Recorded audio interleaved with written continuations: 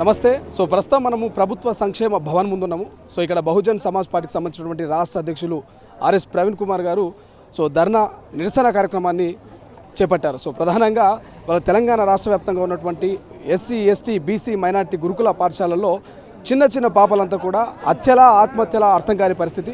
కొత్తగా ఏర్పడినటువంటి కాంగ్రెస్ ప్రభుత్వం 2 నెలలు అవుతుంది అధికారంలోకి వచ్చి. అయినప్పటికీ ఎటువంటి చర్యలు చేపట్టట్లే. కనీసం విద్యాశాఖ మంత్రి కూడా నియమించినటువంటి రాష్ట్ర ప్రభుత్వం ఈ విద్యార్థుల పట్ల జరుగుతున్నటువంటి ఆత్మహత్యల పైన ఎటువంటి స్పందన లేదు. కనీసం అసెంబ్లీలో కూడా మాట్లాడిన పరిస్థితి. మాట్లాడదాం. చాలామంది బహుజన్ సమాజ్ పార్టీకి సంబంధించినటువంటి నాయకులు ఉన్నారు. ఆర్ఎస్ ప్రవీణ్ కుమార్ గారు ఉన్నారు. ఉదయం 11 గంటల నుంచి దాదాపు సమయం 3 అవుతూ ఉంది. నిరసన కార్యక్రమాలు తెలియజేస్తూ ఉన్నారు. ఆత్మహత్యలకు గురైనటువంటి ఆ పిల్లల తల్లిదండ్రులు కూడా ఇక్కడ ఉన్నారు. మాకు న్యాయం చేయనంటూ కూడా వాళ్ళు వాపోతున్నటువంటి పరిస్థితి. మాట్లాడుకునే ప్రయత్నం చేద్దాం. చెప్పండి అన్న, చెప్పండి. ప్రధానంగా ఇవాళ నిరసన కార్యక్రమం చేపట్టారు. మాట్లాడింది మీరు చెప్పండి.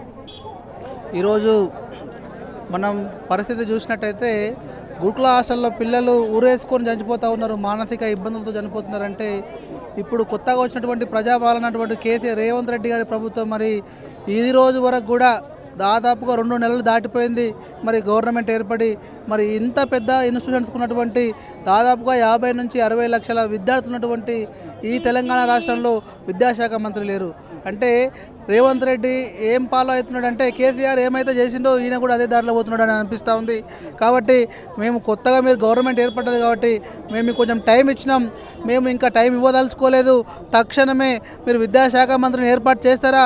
మరి ఈ గవర్నమెంట్ స్కూళ్ళలో ఉన్నటువంటి సోషల్ వెల్ఫేర్ స్కూళ్ళలో ఉన్నటువంటి అదేవిధంగా ట్రైబల్ వెల్ఫేర్ స్కూల్లో ఉన్నటువంటి విద్యార్థుల యొక్క పేరెంట్స్తో దూరంగా ఉంటారు కాబట్టి వాళ్ళు మానసిక సంఘర్షణలో ఉంటారు కాబట్టి మానసికంగా వాళ్ళు సంతోషంగా ఉండాలంటే వాళ్ళ సమస్యలు తెలుసుకోవాలంటే ప్రతి ఒక్క స్కూల్లో ఒక సైక్రియాటిస్ట్ని కౌన్సిలర్స్ని పెడితే తప్ప వాళ్ళు ఒక మంచి వాతావరణంలో అక్కడ ఉండే పరిస్థితి ఉండదు. రకరకాల సమస్యలు ఉంటాయి కాబట్టి వాళ్ళు రెగ్యులర్గా వాళ్ళ పేరెంట్స్తో ఉండే ఛాన్స్ వాళ్ళకు ఉండదు. కాబట్టి వాళ్ళకి మెంటల్గా ఒక పాజిటివ్ దృక్పథం ఏర్పడాలంటే హాస్టల్లో వండుకుంటా ఖచ్చితంగా మీ ప్రభుత్వంలోనైనా ఖచ్చితంగా ప్రతి హాస్టల్లో ఉన్నటువంటి స్టూడెంట్స్ ప్రతి ఒక్కరికి కూడా ప్రతి ఒక్క స్కూల్లో కూడా మీరు మరి ఒక కౌన్సిలర్ని ఏర్పాటు చేయాలని చెప్పేసి మేము డిమాండ్ చేస్తూ ఉన్నాం. అదేవిధంగా భువనగిరిలో చాలా దారుణం. మరి అప్పటిదప్పుడు వాళ్ళ పేరెంట్స్తో మాట్లాడినారంట. ఒక 1 అవర్ ముందు 40 మినిట్స్ ముందు మరి వితిన్ 1 అవర్ లోపలనే మరి వాళ్ళు హ్యాంగ్ చేసుకొని చనిపోవడం చెప్పేసి అని వాళ్ళు ఒక కట్టు కథ చెప్పేసి వెళ్తూ ఉన్నారు. మేము దాన్ని తీవ్రంగా ఖండిస్తూ ఉన్నాం. ఆ విద్యార్థులు ఏ విధంగా అయితే ఊరేసుకున్నారో మరి ఊరేసుకున్నారా లేకపోతే ఇంకేమన్నా జరిగిందా హాస్టల్లో మాకు నిజాలు కావాలి. కాబట్టి ఖచ్చితంగా రేవంత్ రెడ్డి గారు ఈరోజు అసెంబ్లీ జరుగుతూ ఉంది కాబట్టి తక్షణమే ఈ ఇష్యూ పైన స్పందించి దాని ఒక కమిటీ వేయాలని చెప్పేసి మేము కోరుకుంటా ఉన్నాం. అదేవిధంగా ఆ యొక్క సంఘటనకు బాధితులైనటువంటి ప్రతి ఒక్క ఆఫీసర్ని సస్పెండ్ చేసి వాళ్ళకు ఆయన ఎంక్వైరీ చేయాలని చెప్పేసి కూడా మేము డిమాండ్ చేస్తూ ఉన్నాం. ఏం చెప్తారు? ప్రధానంగా వరుస ఆత్మహత్యలు అవుతున్నాయి. ఆత్మహత్యల తెలియని పరిస్థితి. ఈ వైష్ణవి భవ్యశ్రీకి సంబంధించినటువంటి ఇష్యూ ముందే మరొక పాప బలవన్మరణం ఎట్లా చూడవచ్చు?